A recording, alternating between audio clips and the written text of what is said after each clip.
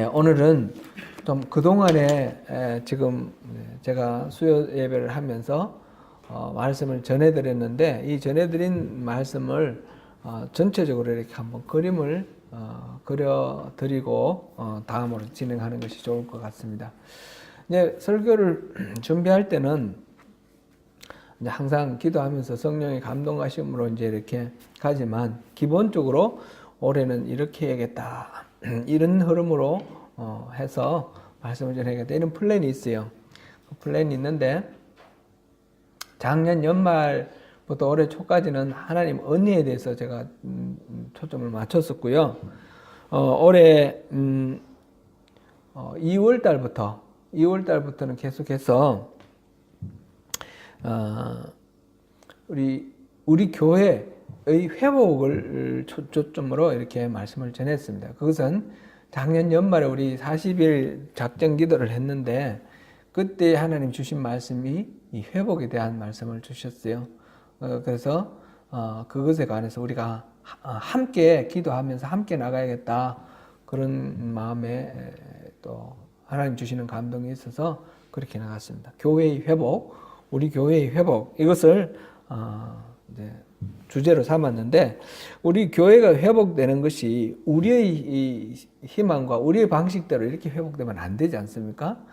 그러면 원래의 하나님의 의도는 무엇이었고, 하나님은 어떤 식으로 회복하기를 원하시는지, 그걸 보기 위해서 맨 먼저 그리스도의 사역에 대해서 살펴봤습니다. 그리스도의 사역, 예수님이 33년 동안 이 땅에 사시면서 3년간의 공생의 사역을 하시고 십자가에 달려 죽으시고 또 부활하셔서 승천하셨는데, 그때 동안 예수님이 하신 일 한마디로 말하면 무엇을 위한 사역이었습니까? 하나님 나라의 회복을 위한 사역이 있었습니다.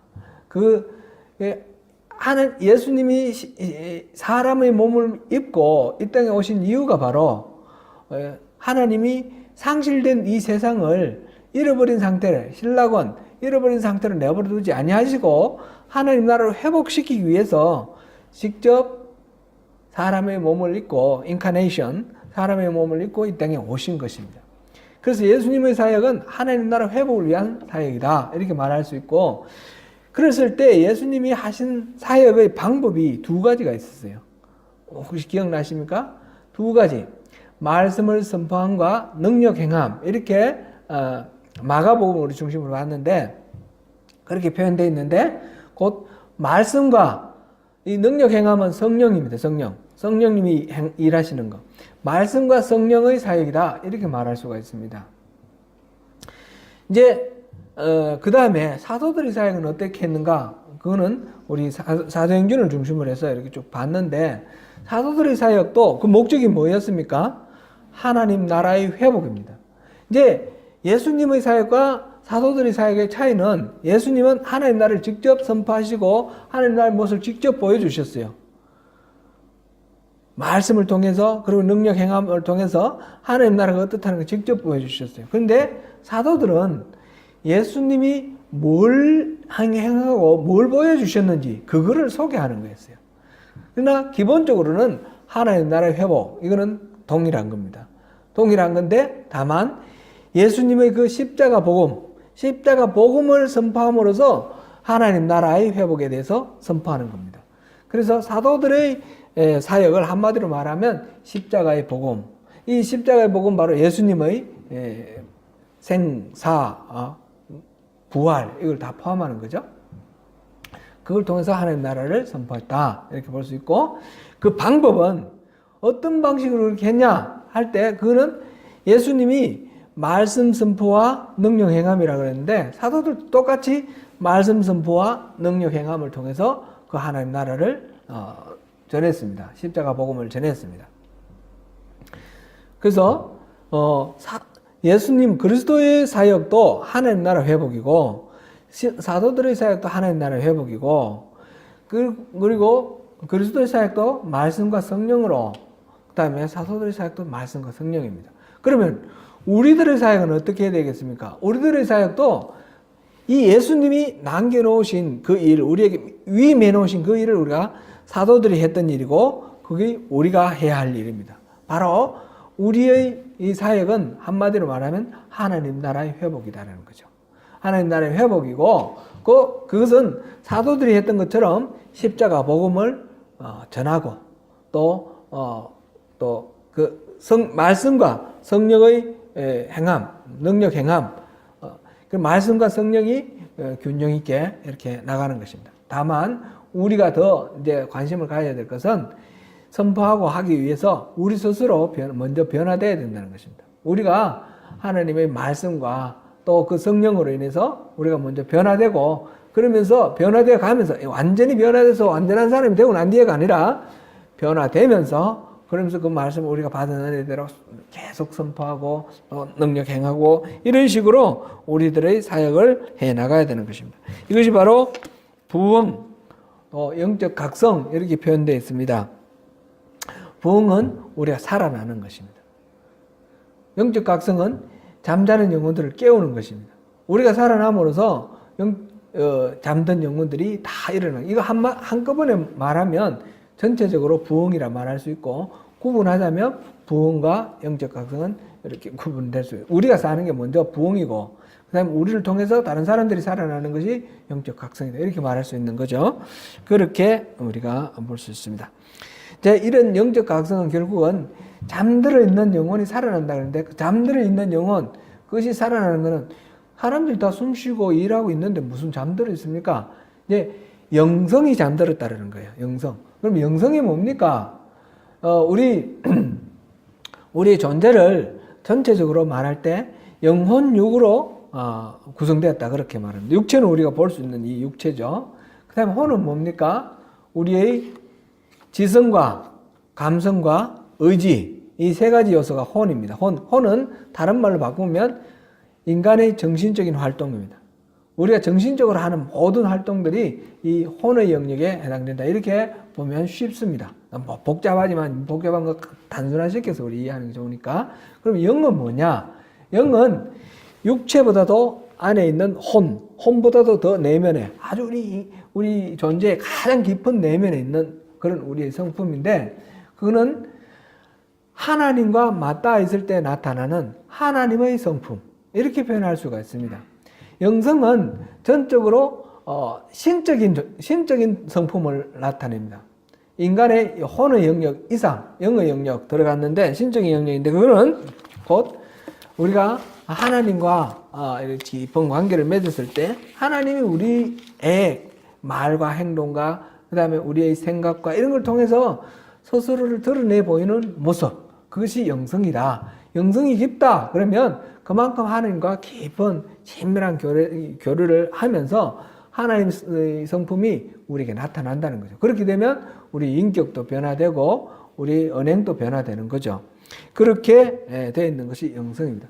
영성 깊은 삶을 우리가 원하는 것이고 이 영성이 잠들어 있는 영혼을 깨워내는 것이 부흥이고 그것을 위해서 복음을 전하는 것이고 그것을 위해서 전도를 하는 것입니다. 그래서 하나님 나라를 회복을 위해서 우리가 살아가는 것이 우리 삶인데 하나님 나라는 어떤 식으로 회복되느냐? 교회의 회복을 통해서 하나님 나라가 회복됩니다. 오늘날 교회를 안 나가고 이렇게 뭐 신앙생활 하시는 그런 사례들도 많이 있지만 근본적으로 하나님이 원하시는 것은 교회를 통해서 하나님 나라를 회복하기를 원하십니다. 단순하게 말하면 이 회복은 내만 살아나는 것을 말하는 것이 아니라 이 세상을 살리는 것을 말하며 개별적으로 구원하는 것 그것만이 아니라 공동체적으로 구원하는 어떤 사람을 교회라는 말이 무엇입니까? 교회가 주를 부르는 사람들의 모임이라 그랬지 않습니까? 이렇게 구원받은 백성들의 모임입니다. 하나님은 그 구원받은 사람들이 흩어져 있기를 원하시는 것이 아니라 불러 모아서 교회를 이루시고 이 교회가 하나님 주시는 새로운 사명을 감당해 나가면서 이 땅을 회복시켜 나가는 것을 원하는 거예요. 그래서 우리 신앙생활은 교회를 중심으로 해야 됩니다. 우리 백원식 집사님, 신영미 집사님께 또 이게 말이 나왔으니까 말씀드리는데 공동체에 이렇게 들어오면 귀찮은 일이 많아요. 인간적인 어떤 관계가 어렵고 많은데 뭐 우리 교회 성도들은 어렵게 하실 분들 없습니다.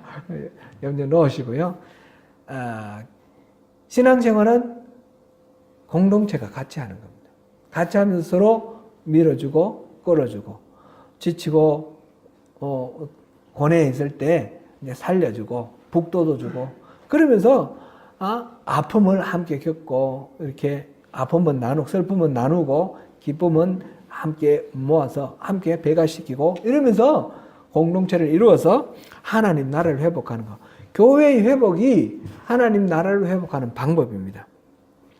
그래서 우리가 살펴본 것이 예수님의 요한복음 17장 대제사장의 기도 그거를 우리가 봤습니다.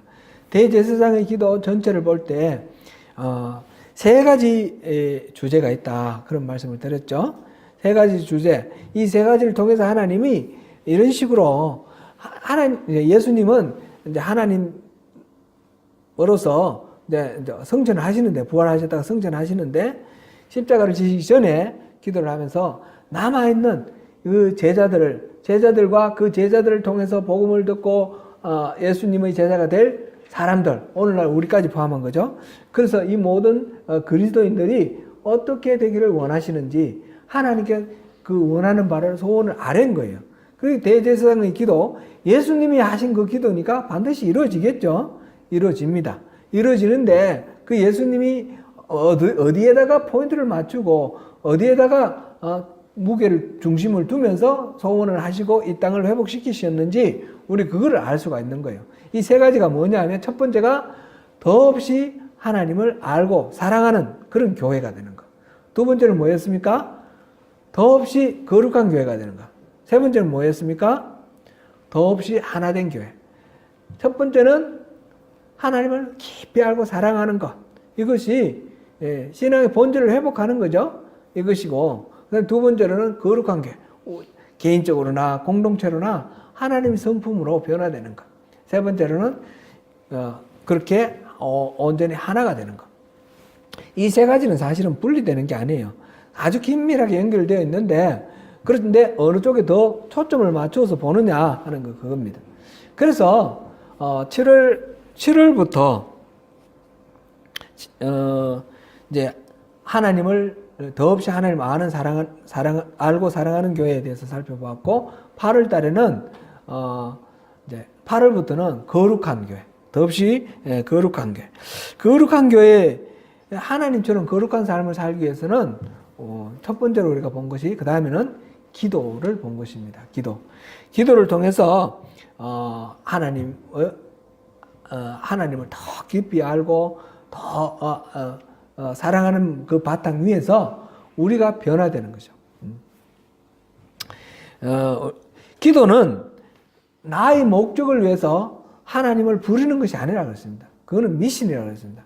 그리스도인의 기도는 나의 목적을 하나님께 막 이렇게 강요를 하거나 때를 부리는 그런 것이 아니라 우리의 일상에서 모든 것들을 다 말씀드리는 것, 우리의 필요를 구하고 간구를 하는 것까지 포함해서 모든 것을 다 말씀을 드리는데 그것이 나의 목적을 이루는 것이 아니라 그런 걸 통해서 하나님 뜻을 알고 하나님 목적을 중심으로 우리 삶이 변화되는 것.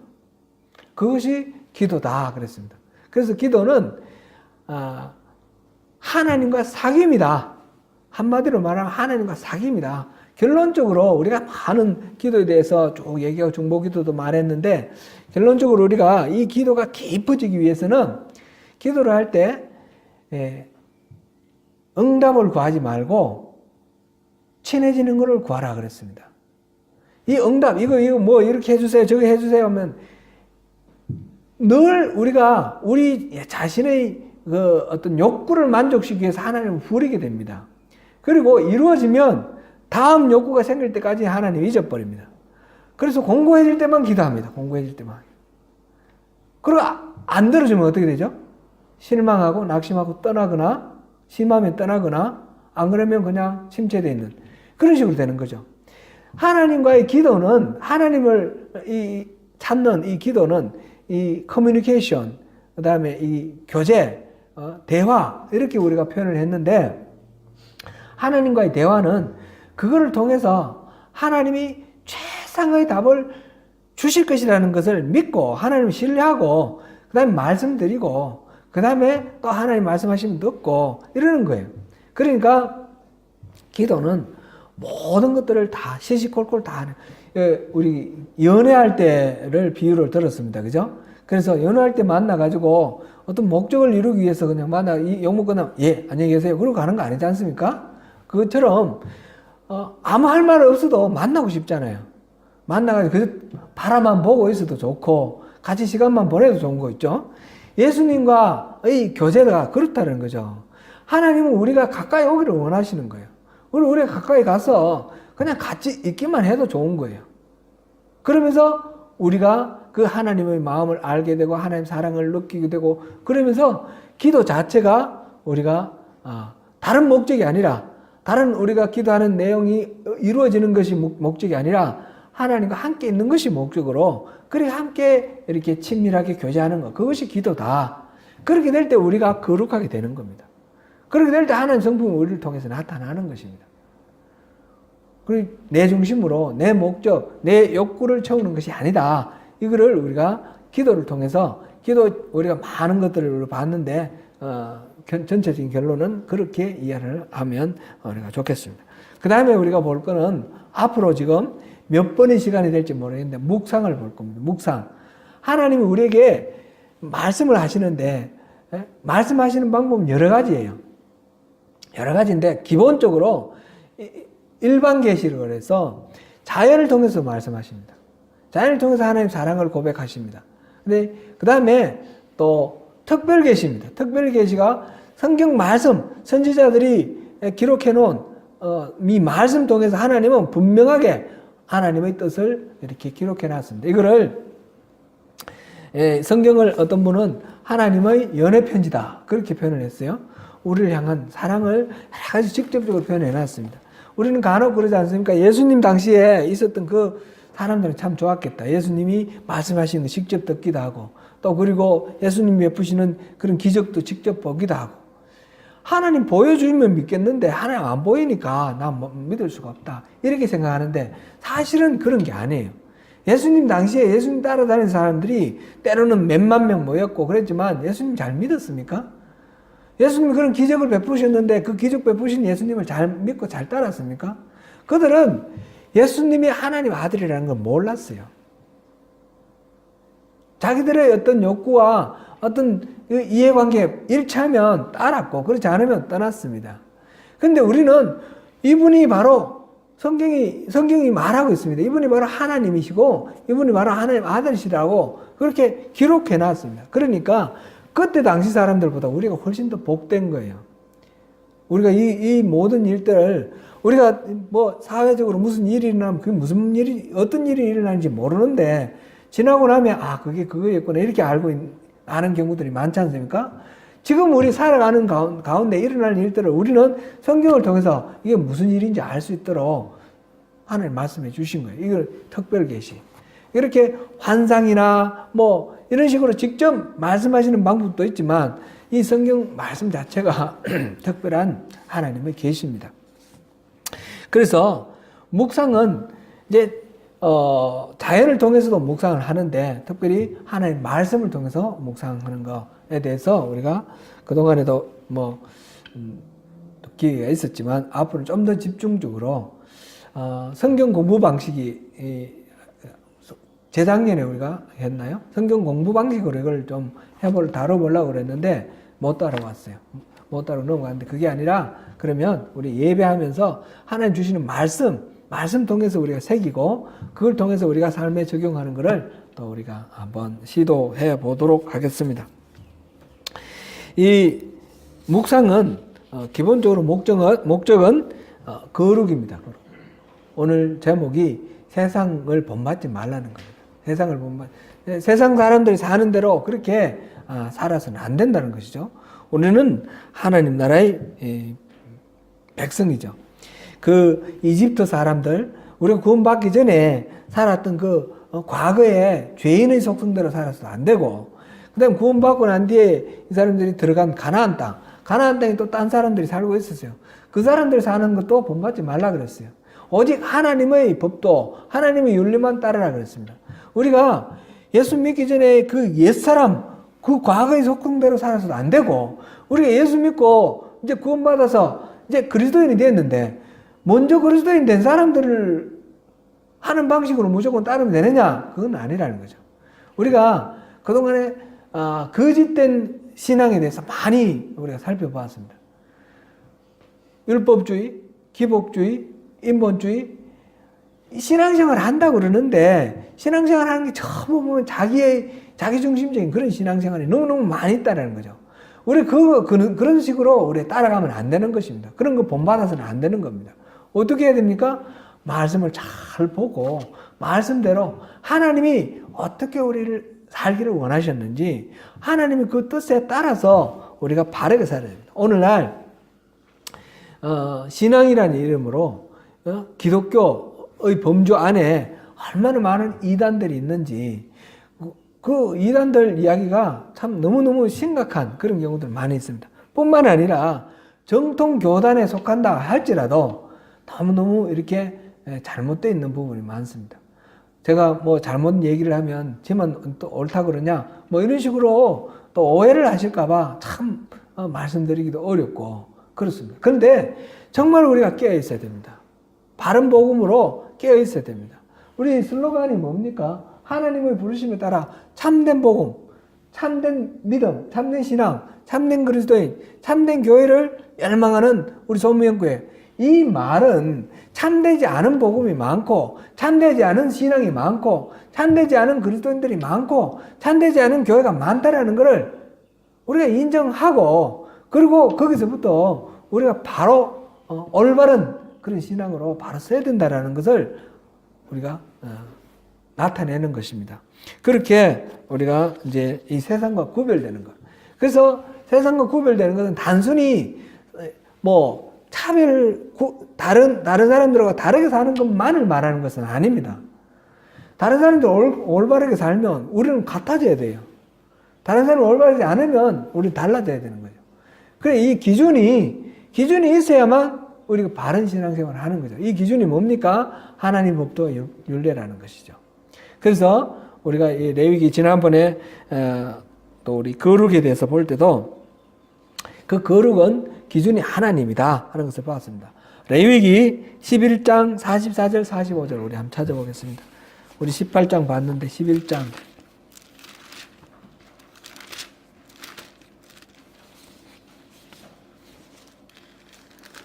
44절 45절 우리 같이 읽어봅니다. 44절 45절 시작. 나는 여호와 너희의 하나님이라. 내가 거룩하니 너희도 몸을 구별하여 거룩하게 하고 땅에 기는 길짐승으로 말미암아 스스로 더럽히지 말라. 나는 너희의 하나님이 되려고 너희를 애굽 땅에서 인도하여 낸 여호와라. 내가 거룩하니 너희도 거룩할지니어다. 아멘. 하나님이 거룩하시니까 우리 하나님의 백성이 된 우리도 당연히 거룩해야 됩니다. 그럴 때 이 거룩이라는 말은 하나님의 목적에 따라 구별되는 거다. 우리 그렇게 봤습니다. 카도시라는 단어가 구별된다라는 뜻인데, 하나님이 거룩하시기 때문에 하나님 백성된 우리는 하나님의 그 거룩하신 목적에 맞추어서 우리가 구별되어 있어야 된다는 거죠. 이 성자, 거룩할 성자라고 우리가 이렇게 표현하죠. 이런 것들을 성물이라고 그러는데, 똑같은 책상이라도 우리 예배할 때 사용하면 성물이 되는 것입니다. 똑같은 컵이라도 예배할 때 사용하면 그것이 성물이 되는 거예요. 성찬기 뭐 이런 것들, 그죠? 성물이 되는 겁니다.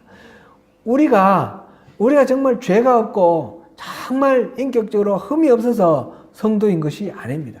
우리를 성도라 그러잖아요.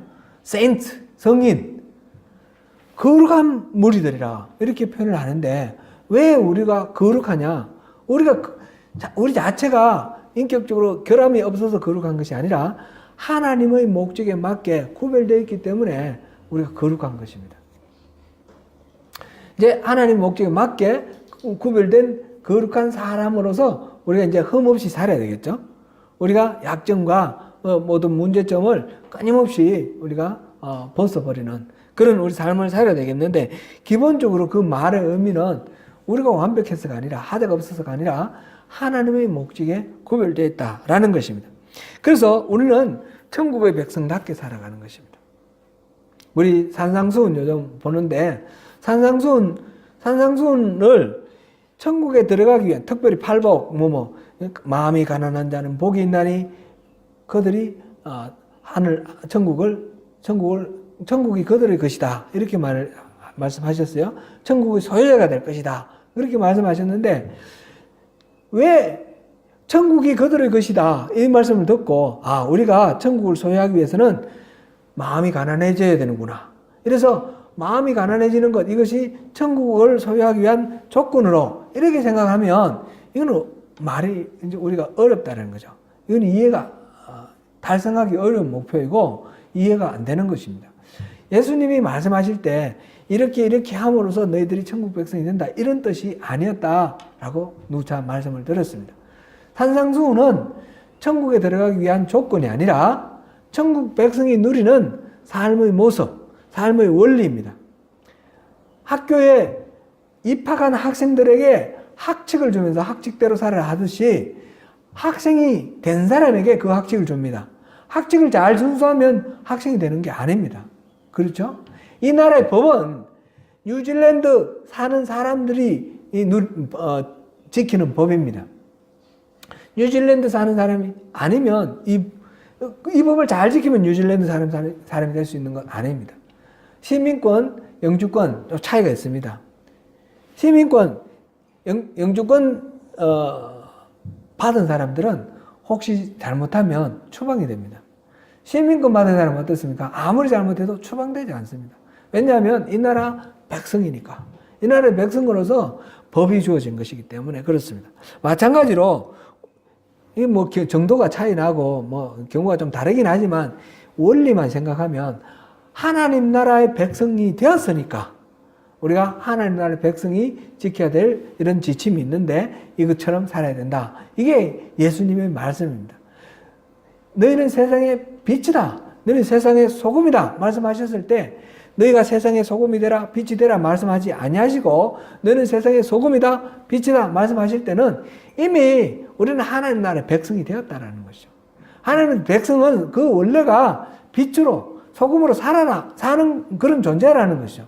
그러니까 소금답게 빛답게 살 일이 우리에게 남아있는 것이고 기본은 우리는 이미 소금이고 빛입니다. 소금인데 맛을 잃어버리면 밟힐 뿐이라는 거죠. 빛인데 말로 덮어버리면 아무 소용이 없는 거 아닙니까? 이미 우리는 빛이고 소금이니까 맛을 잃어서는 안 되는 것이고 말통 아래 이렇게 감춰져서는 안 되는 것입니다. 드러나 있어야 되는 것입니다. 그런 식으로 우리가 하나님의 말씀을 이해를 하는 것입니다. 이제 이렇게 그러면 하나님 백성답게 살아가는 것은 어떻게 사느냐? 이에 거룩한 하나님 백성으로 하나님의 영성이 나타나게 사는 방법은 어떤 거냐? 그래서 이 훈련이 필요합니다. 이거는 하나님 나라 백성으로 살아가기 위해서 훈련이 필요합니다. 그냥 인간은 가만히 두면 어떻습니까? 죄를 짓게 되었습니다. 우리 예수 믿은 사람은 어떻습니까? 가만히 있으면 우리 여전히 죄를 짓습니다. 왜냐하면 우리는 본질적으로 죄인입니다. 하나님이 우리에게 의인이라 말씀해 주셨는데 그 의인이라는 말은 우리에게 죄가 없어서 의로워서 의인이라 말씀해 주신 게 아니라 아까 성인이라고 말한 것과 마찬가지로 우리를 의인이라 간주해 준다. 너희 죄에 대해서 너희들이 죄를 회개를 하고 예수를 믿기 때문에 그 하나님 은혜로 그 죄를 덮어주고 의인이라고 말해준다. 그런데 아직 여전히 우리는 죄인의 속성이 있는 것입니다. 그래서 가만히 놔두면 죄를 짓습니다. 그렇기 때문에 육신의 소욕대로 살아가면 죄를 짓는 이 사망의 길로 가는 것이고 우리가 자각을 해서 의인으로서 우리가 하나님이 우리를 의인으로 인정해 주셨으니까 성령이 인도하시는 대로 의인의 길을 살기로 결단하고 살아가면 이 죄에서 벗어납니다. 그런데 이것이 우리 이 땅에 살아있는 동안 끊임없이 싸우는 그런 싸움이 될 겁니다. 그래서 바울 사도도 오라 나는 공관자로다. 누가 이 사망의 몸에서 나를 구해낼꼬. 이렇게 탄식을 하는 것입니다. 이게 우리 우리 인간의 본질적 속성이기 때문에 인간을 예수를 믿는다고 해서 그냥 믿어가지고 저 사람은 그리스도인이기 때문에 뭐 아무 문제 없을 거야 이런 식으로 믿으면 안 되는 거예요. 그리스도인도 여전히 죄 앞에 노출되어 있고 연약한 그런 존재다라는 것을 보면서 그래서 우리가 우리 스스로에게 훈련이 필요한 것입니다. 그냥 놔두면 죄 짓게 되기 때문에 죄 짓지 않도록 끊임없이 이 죄로부터 끊는 훈련, 하나님의 의로 가까워지는 훈련, 이것이 계속해서 이루어지는 것입니다.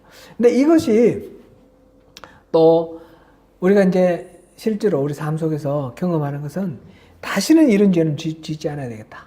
결심을 하고 단단한 의지로 결심을 하고 애를 쓰는데 그런 그 죄에서 완전히 자유로워지는 것은 정말 어렵습니다. 이제 다이어트 하는 경우들 보면 먹는 거 줄이고 운동하고 그래가지고 관리해야지. 근데 안 먹으면 어떻게 되나요? 더 많이 먹고 싶잖아요.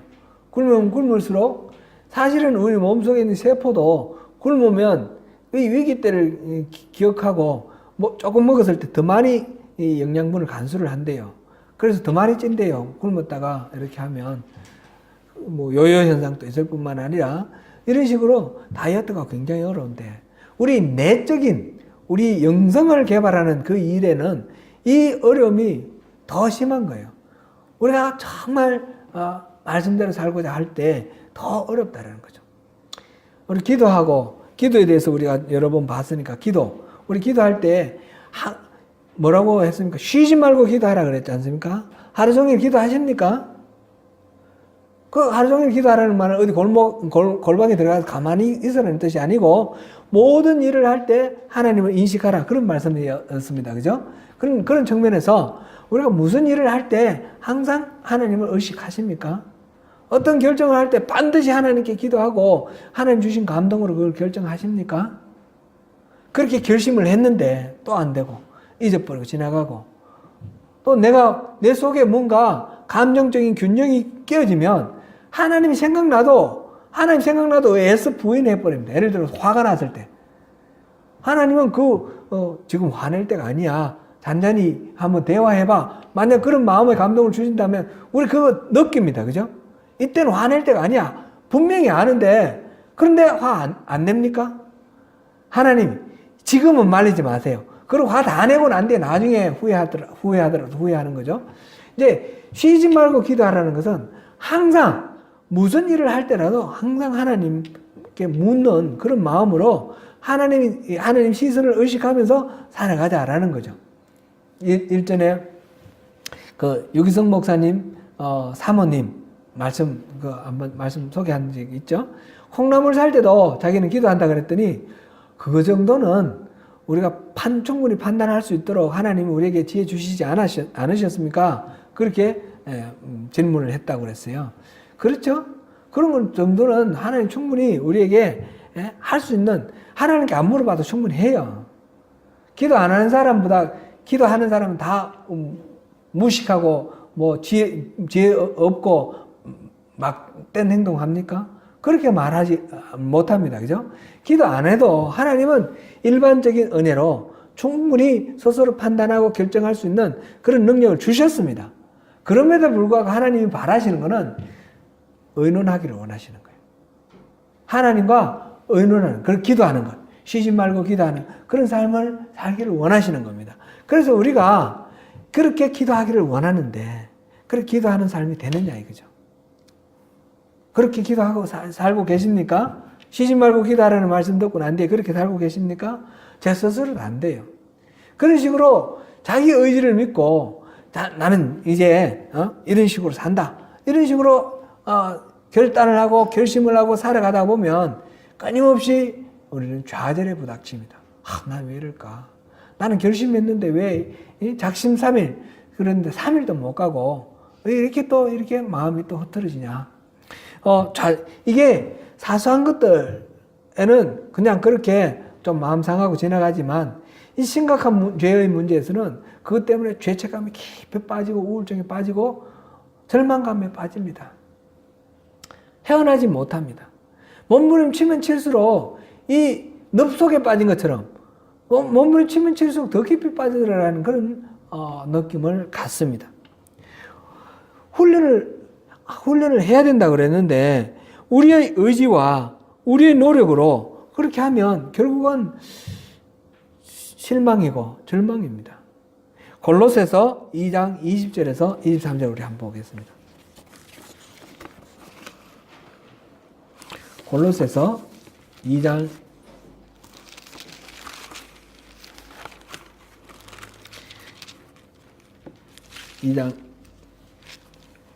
20절 23절입니다.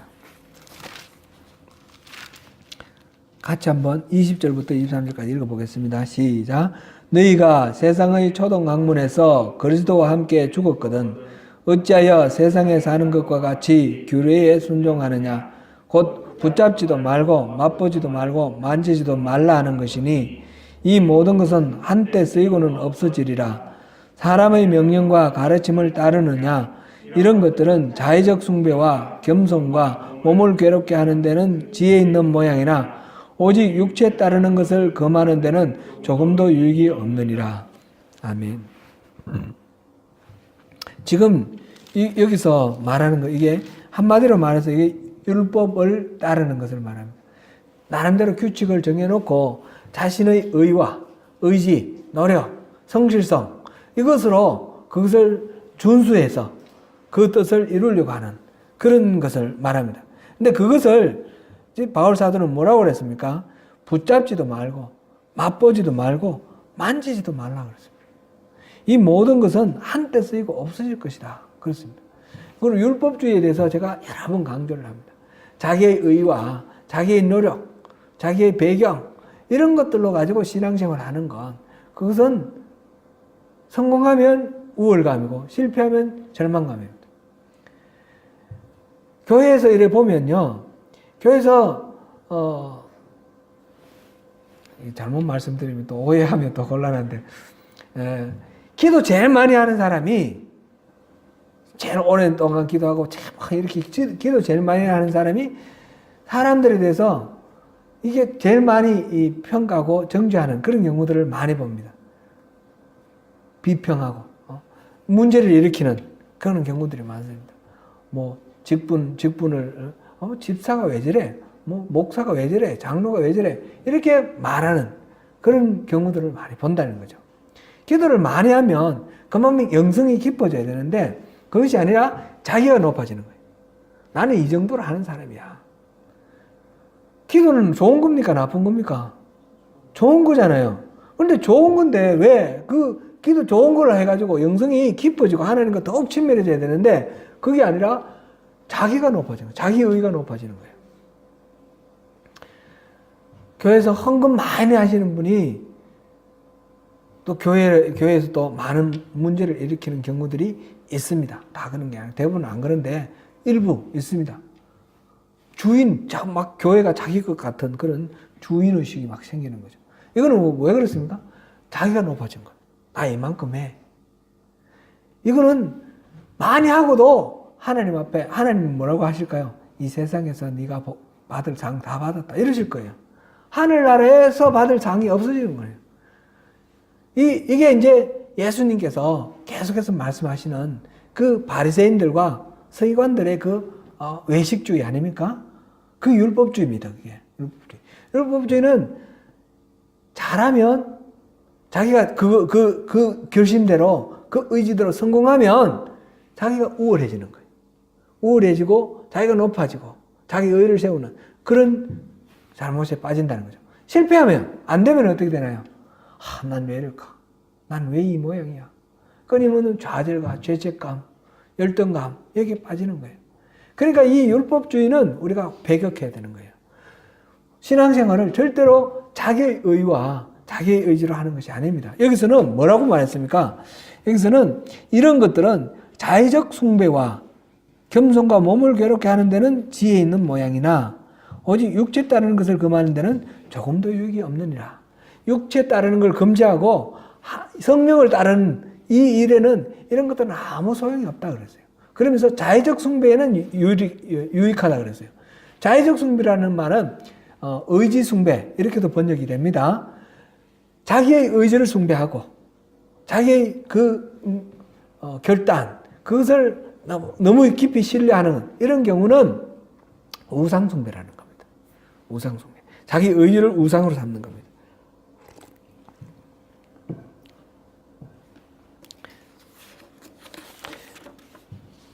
인간의 의지와 결심의 능력을 통해서 내적 변화를 얻는 일은 실패할 수밖에 없다라는 그런 우리 결론을 우리 갖고 있어야 됩니다. 우리 안에 필요한 변화는 결국은 우리가 변화되는 것은 어떻게 변화되는 것입니까? 하나님이 은혜로 우리를 변화시켜 주시는 것입니다. 우리가 변화되는 데는 드라마틱하게, 바울 사도처럼 드라마틱하게 그렇게 변화되는 경우도 있고, 신압으로, 점진적으로 조금씩 끊임없이 우리 삶 속에서 말씀을 생각하고 기도하면서 조금씩 눈에 드러나지 않게 그렇게 변화되는 방법이 있습니다. 둘 다 그 변화되는 것은 하나님이 변화시켜 주시는 것입니다. 최근에 이제 윤복희 권사님 그 간증을 이렇게 한번 봤어요. 그다음에 그 오빠 윤한기 목사님 되셨죠?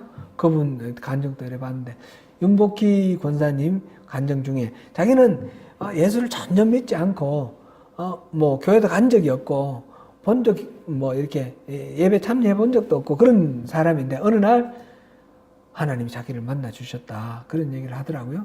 그래서 뭐 교통사고 같이 차가 뭐 공중에 이렇게 3번이나 돌았는데, 그런데 뭐 다치지도 않고 죽지도 않고 뭐 그러면서 하나님이 어떻게 인도해 주셨다. 그 윤복희 권사님 그 간증 한번 들어보세요. 요즘 그 유튜브가 잘 때가 있어 온갖 것 다 나오는데, 제가 그걸 보면서 또 나름대로 또 은혜를 받았습니다. 그런 식으로 아주 극적으로 자신이 원하고 자신이 기도하고 간구해서가 아니라 전혀 의식하지 못하는데 하나님이 오셔서 그를 변화시켜 주는 경우도 있습니다. 또는 간절하게 원하면서, 하나님 내가 달라지기를 원합니다, 은혜 주세요, 간절하게 원하는 가운데 하나님 계시는지 안 계시는지 뭐 나타나는 것도 없으면서 그러면서 지났는데 어느 순간 보니까 내가 이렇게 변화됐구나, 그렇게 느낄 때가 있죠. 그 나다니엘 호돈, 우리 학교 다닐 때 그 교과서에 나왔는데 큰 바위 얼굴 기억나십니까? 그 지역에 사는 그 사람이 주인공이 바로 어네스트인가? 그 사람이 계속해서 그 큰 바위 얼굴을 바라보면서 저렇게 인자한 모습으로 사람들을 모두들 평화롭게 만들고 복되게 만들 그런 사람을 늘 기다리는 거예요. 늘 기다리는 사이에 본인이 그렇게 변화되었어요. 그런 식으로 우리도 늘 하나님을 바라보면서 그렇게 변화되는, 해바라기는 이렇게 태양의 빛만 쫓아다녔는데 그 열매가 해바라기 씨앗이 연거지 않습니까? 하나님이 그렇게 만들어 주시지 않습니까? 그렇게 모르는 사이에 신압으로 눈에 볼 때는 아무것도 안 보이는 것 같은데 그렇게 변화되는 경우도 있습니다. 결론은 우리를 변화시키시는 분은 하나님이시라는 거죠. 로마서 5장 17절을 우리 한번 보겠습니다.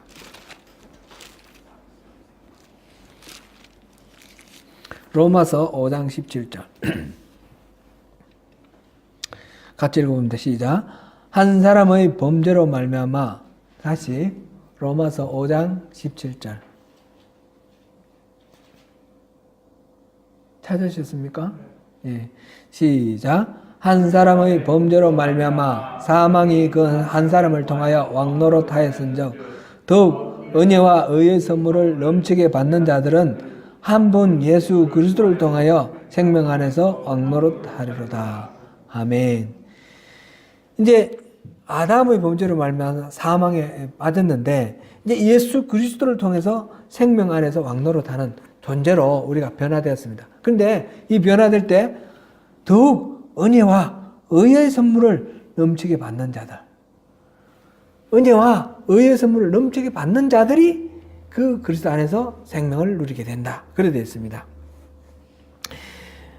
결국 우리가 변화되고 우리가 온전한 구원을 이루고 하나님 나라의 백성으로 살아가는 것은 하나님 은혜입니다. 나의 공로가 아니라 하나님 은혜입니다. 제가 예전에 아니고 제가 여러 번 그런 말씀 드렸어요. 저는 좀 예수를 믿는 그 초창기에 좀 구도적인 자세가 있었다. 불교 학생에서 불교에서 도를 찾으려고 막 이렇게 애도 쓰기도 하고 또 어떤 사회 사상 속에서 어떤 진리를 발견하려고 애를 쓰기도 하고 그러다가 이 안에 모든 우리가 추구하는 모든 진리가 이 안에 있다라고 하는 어떤 선배의 그 권유를 받고 이 성경을 읽으면서 제가 예수를 믿게 되었다 이런 말씀을 드렸어요. 그런 말씀을 드렸는데 내가 찾아서 내가 하나님을 발견했다 이런 뜻이 아닙니다. 제가 또 고백을 했죠. 알고 보니까 초등학교 때는 초등학교대로 제 옆에서 늘 그 염소젓 갖고 와서 야 교회 가자 예수 믿자 그러면서 권하는 친구가 있었고요. 중학교 때도 늘 이렇게 옆에서 저를 부르는 친구가 있었어요. 또 고등학교 때도 있었어요. 고등학교 때도 그 친구는 요즘 교회 안 다니더라고요. 아주 마음 아픈 일인데 언제나 그때 저한테 야 교회 가야 돼 그러면서 늘 그렇게 권하던 친구가 있었고요. 대학교 때도 있었어요. 지나고 보니까 항상 그렇게 하나님 부르셨어요. 부르셨는데 제가 외면했고 그들을 오히려 놀렸고 조롱했고 하나님을 욕보였어요. 그랬는데 그 원수된 저를 하나님은 버리지 아니하시고 끝까지 사랑하시고 결국 주님 품으로 인도하셨다라는 것을 제가 깨닫게 되었습니다. 제가 구도적인 그런 자세로 하나님 찾았다라는 것하고 하나님이 나를 먼저 부르셨다는 것, 하나님이 나를 만나 주셨다는 것, 이것은 내가 하나님을 찾아서 내 능력으로 내 노력으로 하나님을 만났다는 뜻이 아니라는 것을 제가 말씀을 드리는 것입니다. 그랬을 때에 우리 인간의 노력, 인간의 의지, 자기의 의로는 아무것도 이룰 수 없다. 그것은 오히려 우상숭배다. 이런 결론을 얻었을 때 우리가 거꾸로 오류에 빠집니다. 그 오류에 빠지는 것은 뭐냐?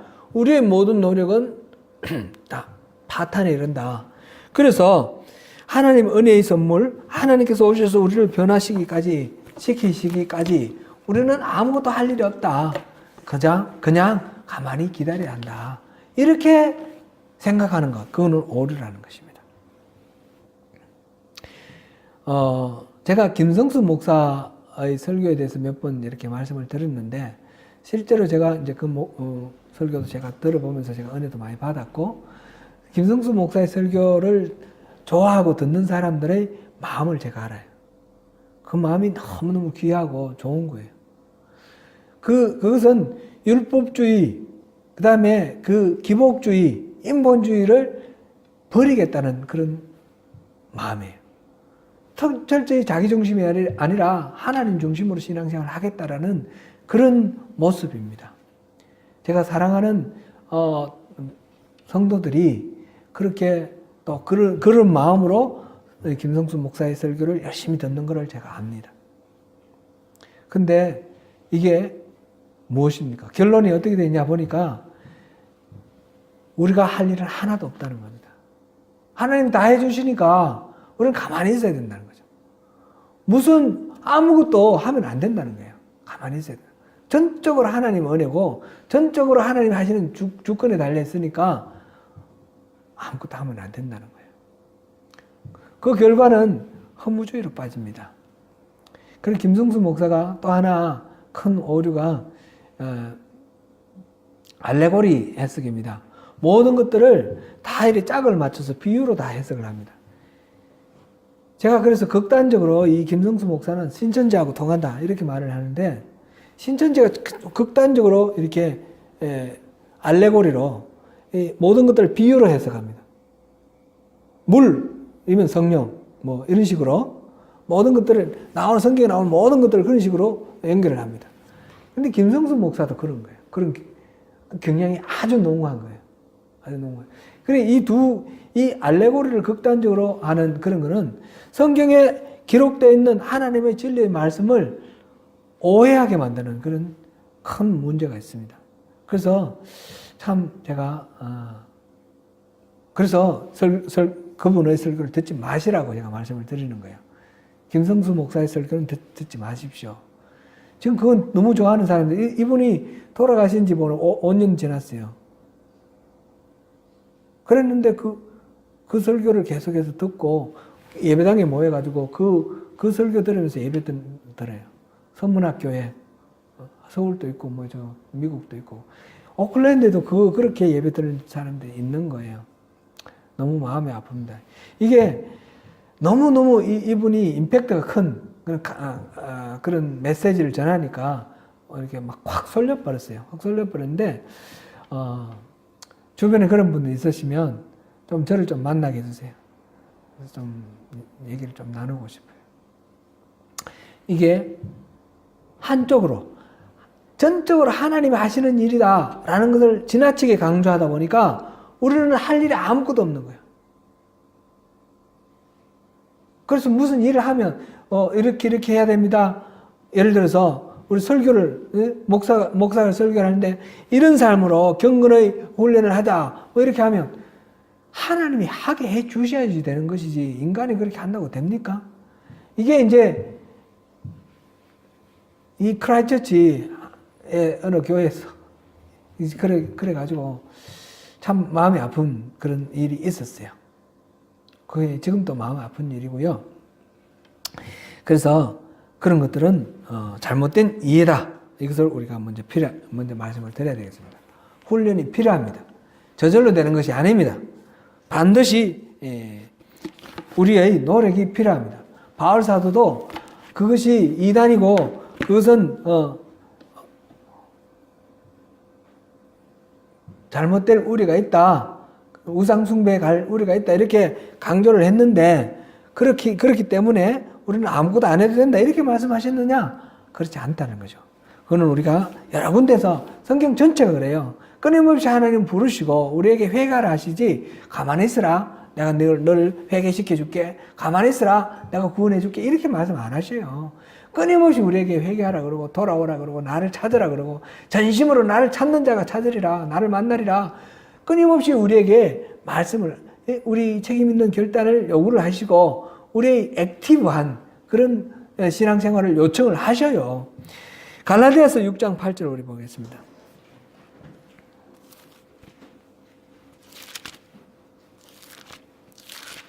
갈라디아서 6장 8절입니다.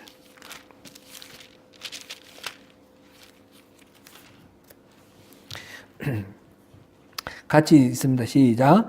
자기의 육체를 위하여 심는 자는 육체로부터 썩어질 것을 거두고 성령을 위하여 심는 자는 성령으로부터 영생을 거두리라. 아멘. 로마서 8장도 집중적으로 이걸 다루는 거예요. 그러니까 우리는 어떻게 해야 됩니까? 육체를 위하여 심는 자는 썩어질 것을 거두고 성령을 위하여 심는 자는 영생을 거둔다 그랬는데 우리는 어떻게 해야 됩니까? 당연히 우리는 성령을 위하여 심어야죠. 그죠? 심은 대로 거두는 것이 또 성경에서 말씀하시는 원칙이에요. 이것이 고개만 머무는 건 아니라고 제가 말씀드렸어요. 그건 인과응보는 불교 사상이라고 했습니다. 하나님은 그것을 뛰어넘는 은혜가 있는 것입니다. 제가 하나님을 대적하고 하나님을 모를 때에 윤목희 권사가 하나님을 모르실 때에 하나님이 그걸 불러주셨잖아요. 인과에 따른 응보가 아니고 하나님 은혜가 있는 것이죠. 그러나 그 이전에는 우리가 하나님 은혜 이전에는 인과의 법칙이 적용됩니다. 심은 데는 콩 심은 데는 콩이 나고 팥 심은 데는 팥이 납니다. 육체를 위해 심은 데는 이 썩어질 것, 사망을 거두게 돼 있고 성령을 위해서 심은 데는 영생을 거두게 돼 있습니다. 그러니까 우리는 성령을 위하여 심어야 됩니다. 농부는 자신의 힘으로 곡식을 자라서 열매를 맺게 할 수가 없습니다. 그러나 씨를 심지 않고는 하나님이 그 곡식을 자라서 열매 맺게 할 수가 없습니다. 저 올해도 이제 10월 말이 돼 가지고 이제 씨를 뿌렸습니다. 씨를 뿌렸더니 이제 그 상추하고 몇 가지 채소 조금 요만큼 씨를 뿌렸는데 자랍니다. 씨 뿌리기 전에는 아무래도 그 물 주고 뭐 비료 주고 해봐야 안 자라요. 없습니다. 그 씨를 뿌려야지 되죠. 그럼 씨만 뿌려놓고 가만 두면 됩니까? 그건 아니에요. 또 물도 주고, 특히 여름이 되면 이제 마르면 계속해서 아침 저녁으로 물을 줘야지 이 야채들이 잘 자라는 거죠. 안 주면 비료 먹고 죽어버리죠. 농부가 그렇다고 해서 이 채소를 자라게 합니까? 농부가 곡식을 열매 몇 개 한다 이렇게 말할 수 있습니까? 그건 아니에요. 농부는 그렇게 하나님이 하시는 일이고, 농부는 그것을 하나님이 일하시도록 조건을 갖추어 드리는 겁니다. 그래서 하나님이 일할 수 있도록 우리가 협조하는 겁니다. 하나님이 절대적인 주권이 있고 인간의 책임이 있는 협조가 필요한 것이에요. 이걸 통해서 하나님께서 일을 하십니다. 그래서 우리가 영적으로 깊어지기 위해서는 하나님이 우리 영성을 변화시켜 주실 것입니다. 그거를 기대하면서 우리 훈련받아서 하나님이 어떻게 기대해 주시기를 변화시켜 주시기를 우리가 구하면서 나가는 것입니다. 이것은 참 위험한 줄타기다 하는 것을 우리가 기억하고 넘어가야 됩니다. 한쪽에는 인간의 노력으로 모든 것들이 이루어질 수 있다 이렇게 생각하고 자기를 의지하는 율법주의. 그래서 자기 의가 끊임없이 높아지는, 이거는 실패입니다. 이거는 영적으로 성공할 수가 없습니다. 필연히 실패됩니다. 그 다음에 또 한쪽은 그렇기 때문에 인간의 할 일은 하나도 없다, 아무것도 없다, 이래서 아무것도 안 하는 것. 이거는 율법주의고, 이거는 도덕 폐기론, 율법 폐기론 이렇게 되는 것입니다. 율법주의도 실패고 도덕 폐기론, 율법 폐기론도 아닙니다. 실패입니다.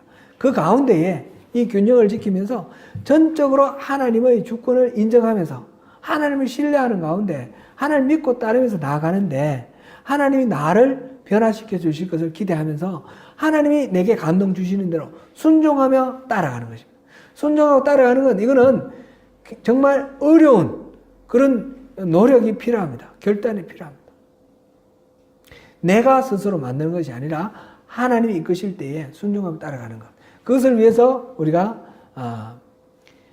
영적 분별력이, 기도, 영적 분별력 이것이 필요했고, 좀 묵상을 하는 이유는 바로 여기에 초점이 있습니다. 묵상을 통해서 하나님이 말씀 주셨는데 그 말씀을 통해서 우리를 어떻게 변화시켜 가기를 원하시는지, 그 하나님 말씀 통해서 하나님의 뜻을 이해를 하고 또 우리가 순종하면서 변화시켜 가고 말씀을 적용해서 우리 삶이 하나씩 변화되어 나가는 그것을 우리가 경험하는 것입니다. 영성의 변화, 영성의 깊어짐, 영성의 성숙을 이 묵상을 통해서 가장 우리가 또 이렇게 뭐라 그럴까요? 분명하게 우리가 알고 누리고 경험하게 되는 것입니다. 묵상은 다른 말로 뭐 여러 가지로 말할 수 있겠지만, 묵상은 한마디로 예수님과 친구 되는 시간이다 이렇게 말할 수 있습니다. 특별히 성경 말씀 통해서 우리가 묵상할 때에 말씀에서 하나님, 예수님, 하나님, 성령님 같은 분이시니까 우리 같이 이렇게 저렇게 막 섞어서 사용합니다. 하나님이 이 성경 속에서 어떤 분으로 나타나 있는가, 스스로를 어떻게 자기 계시하셨는가, 하나님이 나를 어떻게 보고 계시는가, 이걸 보는 거예요. 그래서 묵상을 할 때 먼저 이것을 기록한 사람이 어떻게 기록했는가, what it meant, 이것이 무엇을 의미했는가, 그것을 먼저 이렇게 보고, 그 다음에 그러면 과거에 이 2000년 전, 3000년 전에 기록된 이 성경, 그 기록했을 때 그것을 보는 사람들에게는 그런 의미였다면 지금 읽는 나에게는 이건 어떤 의미를 갖는가, what it means, 그 의미를 우리가 보는 겁니다. 그런데 의미를 잘 깨달으면 끝이 나느냐? 그게 아니라 그런 의미라면 내 삶에는 어떻게 적용해야 될 것인가? 그러면서 그렇게 살아보고, 그러면서 우리 서로 또 묵상을 나누고, 이러면서 우리가 조금씩 변화해 나가는 것입니다. 사랑하는 성도 여러분, 주님과 더욱 친밀하고 가까워짐으로 인하여 깊은 영성을 경험하고 누리시는 저와 여러분이 되시기를 축원합니다. 기도하겠습니다.